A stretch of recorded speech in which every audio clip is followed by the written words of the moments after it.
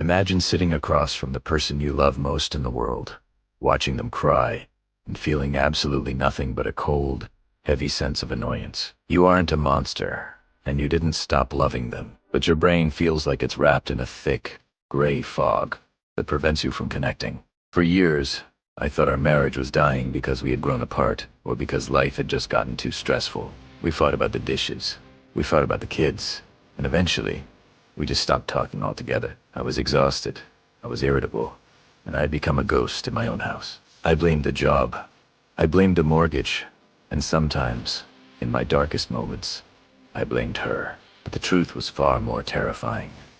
My body was chemically incapable of being a good husband because I was suffering from severe insulin resistance. Most people think insulin resistance is just a precursor to diabetes or a reason why you co-eat and lose that stubborn belly fat. But they're missing the biggest symptom, the total erosion of your personality. When your cells can't effectively take in glucose for energy, your brain is essentially starving while you're standing in a buffet. This leads to a constant state of survival mode.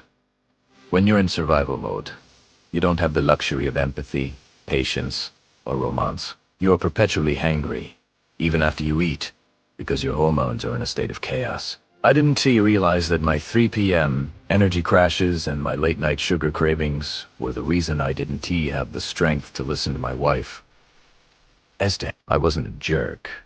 I was metabolically broken. The turning point came when I realized that my lack of intimacy was a heart problem.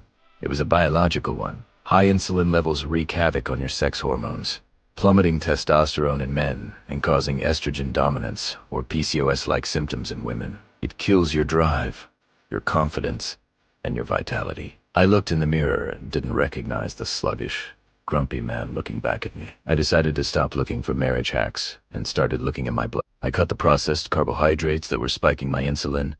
I embraced intermittent fasting to give my system a break. I started prioritizing sleep over mindless scrolling. Within weeks, the fog began to lift. It was like someone had finally turned the lights on in a room I had been sitting in for a decade. The change in our home was almost instant. Suddenly, I had the patience to handle a toddler's tantrum without losing my temper. I had the energy to take my wife out on a date and actually engage in the conversation instead of just waiting for it to be over so I could lay down. My mood stabilized because my blood sugar stopped riding a roller coaster. I wasn't reacting to life anymore. I was responding to it.